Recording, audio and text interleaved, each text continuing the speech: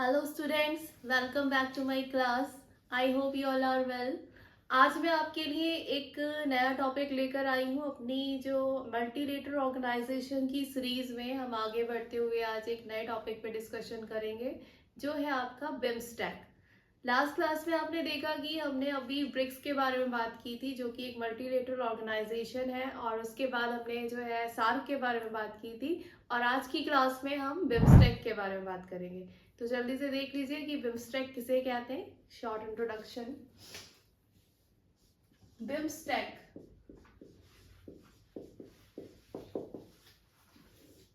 Spelling है इसकी BIMSTEC, BIMSTEC.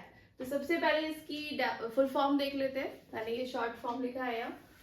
BIMSTEC का जो फुल फॉर्म होता है वो है Bay of Bengal. Bay of Bengal, B for Bay of Bengal Initiative for Multi-Sectoral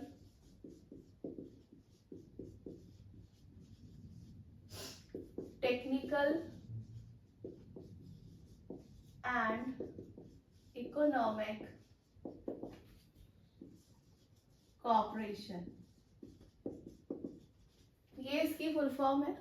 B belongs to Bay of Bengal, I for initiative, M for multi-sectoral, T for technical, E for economic and C for cooperation। तो ये है आपका Bay of Bengal initiative for multi sectoral technical and economic cooperation.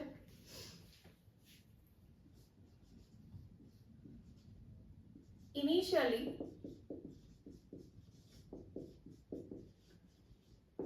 it was formed with 4 member states। जब इस organisation को बनाया गया था या इस ग्रुपिंग को बनाया गया था, तो उस टाइम पर जो है इसमें 4 मेंबर स्टेट्स थे या 4 मेंबर कंट्रीज थे। ठीक है, उसके बाद इसमें और मेंबर कंट्रीज ऐड हुए और आज की डेट में बिमस्टेक में 7 मेंबर स्टेट्स हैं। यानी ये कितने कंट्रीज का ऑर्गेनाइजेशन है? 7 नेशंस का। ठीक है, और इसका नाम जो है वो बे ऑफ बंगाल इसलिए रखा गया है क्योंकि जितने भी कंट्रीज या मेंबर स्टेट्स इसमें इन्वॉल्व हैं वो बे ऑफ बंगाल रीजन के आसपास के ही, यानी south Asia and south east Asia के कंट्रीज इसके मेंबर्स हैं। इसलिए ही इसको जो टर्म दिया गया है वो बे ऑफ बंगाल इनिशिएटिव दिया गया है। ठीक है, जब ये फॉर्म हुआ था तो इसमें 4 मेंबर स्टेट्स थे। वो कौन कौन से थे? एक तो आपका इंडिया था, बांग्लादेश, श्रीलंका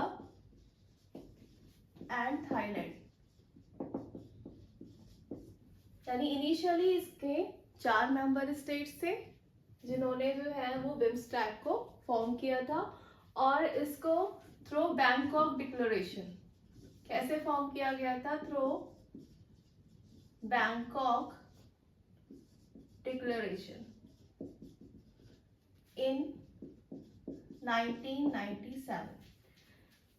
इन 4 मेंबर स्टेट्स ने एक बैंकॉक में एक डिक्लेरेशन किया था। कब किया था? 1997 में। ठीक है, इस डिक्लेरेशन से इस ऑर्गेनाइजेशन को फॉर्म किया गया था, यानी Bay of Bengal initiative for multi sectoral technical and economic cooperation. जो ये आपकी ऑर्गेनाइजेशन है, इसको 4 मेंबर स्टेट्स ने बैंकॉक डिक्लेरेशन से 1997 में फॉर्म किया था। उसके बाद म्यांमार ने इसे ज्वाइन किया था।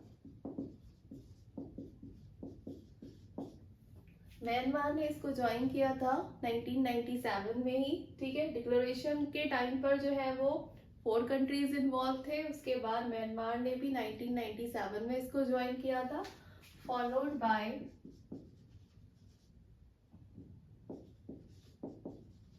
Nepal and Bhutan in 2004। पहले म्यांमार ने 1997 में ज्वाइन किया, उसके बाद नेपाल और भूटान ने इस ऑर्गेनाइजेशन को 2004 में ज्वाइन किया। तो आज की डेट में हम देखें तो इसमें कितने कंट्रीज इन्वॉल्व हो गए, 4 ये कंट्रीज हैं, यानी India, Bangladesh, Sri Lanka and Thailand. उसके बाद म्यांमार ने ज्वाइन किया, तो 4 एंड 5, और नेपाल एंड भूटान यानी 6 एंड 7। तो आज की डेट में बिम्स्टेक में कितने कंट्रीज हैं, 7 मेंबर स्टेट्स हैं। और इसका जो हेडक्वार्टर है, अगर मैं हेडक्वार्टर की बात करूं तो वो कहाँ है, ढाका, बांग्लादेश। यानी इसका जो हेडक्वार्टर है वो ढाका, जो बांग्लादेश का स्टेट है ढाका, वहां पर इसका हेडक्वार्टर है। ठीक है, ये मैंने इसके हेडक्वार्टर के बारे में बता दिया आपको। अब बात करते हैं कि इसकी समिट्स के बारे में। ठीक है, समिट्स के बारे में बात करते हैं कि समिट्स कहाँ कहाँ हुई थी और कब कब हुई थी और किस किस कंट्री में समिट हुई थी। ठीक है, तो जो इसकी फर्स्ट समिट हुई थी बिम्स्टेक की, फर्स्ट समिट हुई थी आपकी 2004 में, और ये कहाँ पर हुई थी, first summit in Bangkok, Thailand. ठीक है, फर्स्ट समिट 2004 में हुई थी, जो हुई थी आपकी थाईलैंड यानी बैंकॉक में। नेक्स्ट सेकेंड समिट जो इसकी हुई थी आपकी, सेकेंड समिट वो हुई थी 2004 में इन न्यू दिल्ली, इंडिया। यानी जो सेकेंड समिट हुई थी बिम्स्टेक की वो इंडिया में हुई थी, न्यू दिल्ली में। और कब हुई थी, 2008 में, सॉरी सेट 2004 के बाद 2008 में इसकी सेकेंड समिट हुई थी, 2004 के बाद 2008 में। ठीक है, नेक्स्ट है आपका थर्ड समिट। थर्ड समिट हुई थी इसकी 2014 में। 2014 में हुई थी, कहाँ पर हुई थी, इन म्यांमार। ठीक है, यानी ये साउथ ईस्ट एशिया का कंट्री है म्यांमार। तो थर्ड समिट आपकी 2014 में म्यांमार में हुई थी। Next fourth summit, fourth summit आपकी हुई थी 2018 में। ठीक है, 2018 में हुई थी इन काठमांडू, नेपाल। नेपाल के काठमांडू वाले एरिया में आपकी फोर्थ समिट हुई थी इन 2018। एंड फिफ्थ समिट आपकी हुई थी 2022 में, और ये कहाँ हुई थी, इन श्रीलंका। श्रीलंका में 2022 में आपकी फिफ्थ समिट हुई थी। और जो लास्ट है आपकी, यानी जो आपकी सिक्स्थ समिट है,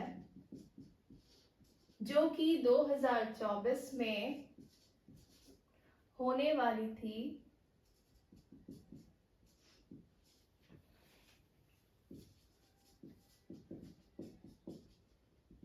थाईलैंड में।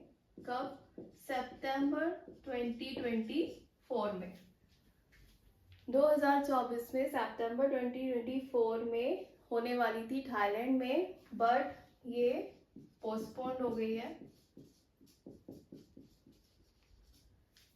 क्योंकि थाईलैंड में कुछ पॉलिटिकल इश्यूज हैं। तो अभी वहां पर गवर्नमेंट फॉर्म नहीं हुई है, तो जब तक गवर्नमेंट फॉर्म नहीं होती है तो ये समिट अभी नहीं हो पाएगी। तो उन्होंने इसलिए गवर्नमेंट के फॉर्म होने तक इस समिट को पोस्टपोन किया है। ठीक है, जो होने वाली थी आपकी थाईलैंड में सितंबर 2024 में, बट वो अभी पोस्टपोन कर दी गई है। तो यानी अगर हम देखें तो अभी समिट्स की अगर बात करूं तो 2024 तक हम अब आ गए हैं। तो पहली समिट 2004 से स्टार्ट हुई थी। ठीक है, 2004 से 2024 में हम अभी 6 समिट तक पहुंचे हैं। जो 6 समिट भी अभी हमारी हुई नहीं है, पोस्टपोन है। लेकिन ये जो स्टार्टिंग की 5 समिट्स हैं वो कंप्लीट हो चुकी है। ये था इसका समिट्स वाला पार्ट। अब हम डिस्कस कर लेते हैं कि इस ऑर्गेनाइजेशन को बनाने का पर्पस क्या है। जैसे कि मैंने आपको और भी ऑर्गेनाइजेशंस बताई थी, जैसे ब्रिक्स है आपका, सार्क है और बिम्स्टेक है। सबसे पहले एक जनरल डिस्कशन करते हैं कि रीजन क्या है ऑर्गेनाइजेशन को बनाने का। अब जैसे बिम्स्टेक को बनाया गया है, तो बिम्स्टेक में वो कंट्रीज इन्वॉल्व हैं जो बे ऑफ बंगाल के आसपास के कंट्रीज हैं, ठीक है। और इसमें साउथ एशियन कंट्रीज हैं और साउथ ईस्ट एशियन कंट्रीज हैं, ठीक है। साउथ ईस्ट एशियन कंट्रीज में आपका म्यांमार और थाईलैंड है, और बाकी जितने भी 5 कंट्रीज है बचे हुए वो आपके साउथ ईस्ट कंट्रीज है, ठीक है। तो south Asian countries and south east Asian countries, ठीक है, इस तरीके से इन्वॉल्व है। तो मेनली किसी भी ऑर्गेनाइजेशन को बनाने का जो मेन पर्पस होता है वो ये होता है कि आप उस रीजन में, यानी जितने भी कंट्रीज उस ऑर्गेनाइजेशन में मेंबर्स हैं, इन्वॉल्व हैं, तो उनमें आपस में एक मतलब जितने भी कंट्रीज हैं उनमें एक पीस यानी शांति बनी रहे, सिक्योरिटी यानी सुरक्षा व्यवस्था जो है वो ठीक रहे। इसके अलावा ट्रेड को बढ़ावा देने के लिए, इंपोर्ट एक्सपोर्ट को बढ़ाने के लिए, कि अगर हमारे रीजन में कुछ अच्छा है या उन लोग के रीजन में कुछ अच्छा है तो आप आपस में अच्छे से ट्रेड कर सकते हो। और ट्रेड अगर अच्छा होगा, इंपोर्ट एक्सपोर्ट अच्छा होगा, तो वो आपकी जीडीपी में यानी ग्रॉस डोमेस्टिक प्रोडक्ट में, आपकी कंट्री की ग्रॉस डोमेस्टिक प्रोडक्ट में, जीडीपी में हेल्प करेगा उसको बढ़ाने के लिए, ठीक है, अगर हम लोग का ट्रेड अच्छा होगा। इसके अलावा और भी बहुत सारे सेक्टर्स हैं जिसमें जो है जितनी भी मेंबर स्टेट्स हैं वो मिलकर काम करना चाहती हैं, जिससे कि आपका सोशल डेवलपमेंट हो सके, उन कंट्रीज में रहने वाले लोगों का, ठीक है, क्या हो सके, सोशल डेवलपमेंट हो सके, इकोनॉमिक डेवलपमेंट हो सके, कल्चरल डेवलपमेंट हो सके, टेक्निकल डेवलपमेंट हो सके।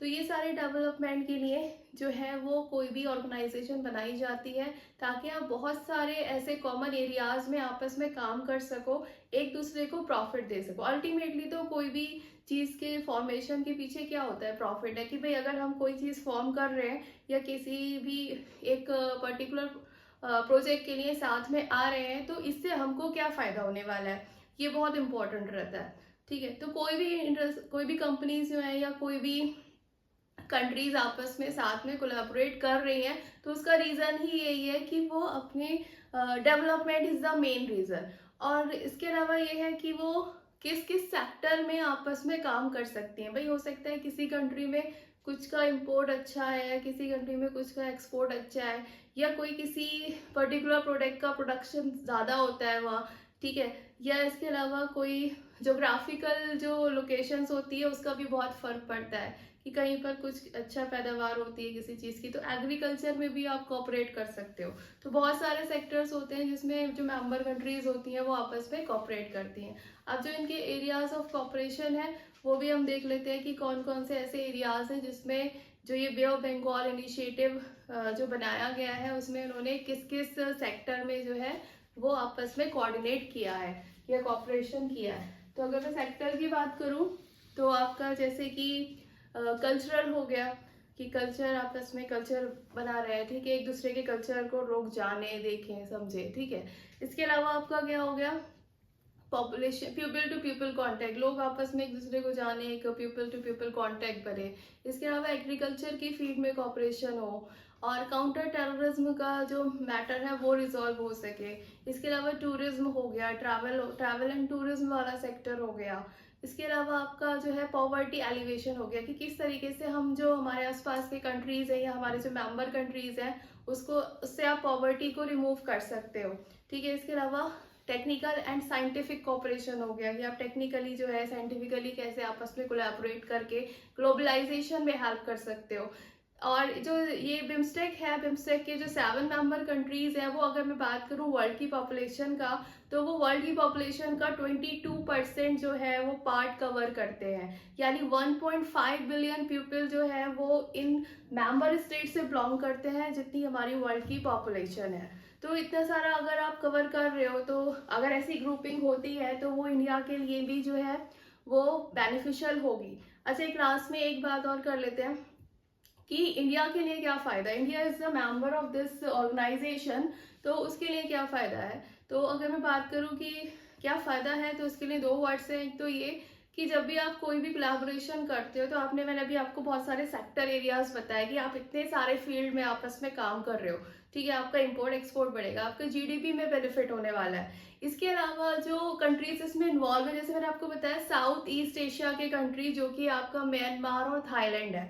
तो इससे क्या होता है कि इंडिया के थ्रू, इंडिया में जैसे आपका म्यांमार एंड थाईलैंड है, तो साउथ जो आपके ईस्ट वाले कंट्रीज हैं उनके थ्रू आप साउथ ईस्ट एशिया तक अपनी एक्सेस या अपनी रीच बढ़ा सकते हो। यानी इंडिया का एक रास्ता खुल जाता है कि वो ईस्ट के थ्रू जो है वो साउथ ईस्ट एशियन कंट्रीज में इजिली इंपोर्ट एक्सपोर्ट या अपना काम बढ़ा सकता है या कुछ और भी एरियाज ऑफ कॉपरेशन पे काम कर सकता है आपस में। तो ये रहता है। इसके अलावा इंडिया जो है वो बिम्स्टेक का सबसे बड़ा मेंबर कंट्री है, ठीक है, सबसे बड़ा मेंबर कंट्री है। और साथ ही साथ ये कि जैसे मैंने आपको सार्क के बारे में बताया था, तो सार्क जो है वो आजकल जो है वो इनएक्टिव इसलिए हो गया है क्योंकि पाकिस्तान के कुछ इश्यूज रहते हैं, तो जिसकी वजह से उसकी प्रॉपरली समिट्स या मीटिंग्स नहीं हो पाती है। तो इंडिया ने अपना फोकस जो है वो बे ऑफ बंगाल यानी बिम्स्टेक पे शिफ्ट कर दिया है, ताकि यहाँ से एटलीस्ट जो है वो बे ऑफ बंगाल वाले रीजन में ही डेवलपमेंट हो सके। तो ये सारी चीज़ें थी जो आपको बतानी थी बिम्स्टेक के बारे में। ये एक हमारा छोटा सा ब्रीफ इंट्रोडक्शन था जिसमें मैंने कोशिश करी कि आपको जितनी थोड़ी बहुत नॉलेज बिम्स्टेक के बारे में दे सकें। तो इसी के साथ जो है वो मेरी और भी वीडियोस आएंगी। नेक्स्ट ग्रुपिंग की बात करेंगे, अभी और भी ग्रुपिंग्स बाकी हैं जो डेवलपमेंट में, किसी भी कंट्री के डेवलपमेंट के लिए ज़रूरी है, उसकी फॉरेन पॉलिसी के लिए ज़रूरी है, इंटरनेशनल रिलेशंस के लिए ज़रूरी है, ठीक है। तो बने रहिए मेरी वीडियो के साथ। एंड अगर आपको मेरी वीडियो पसंद आती है तो लाइक कीजिए एंड प्लीज़ मेरे चैनल को सब्सक्राइब कीजिए। Thank you.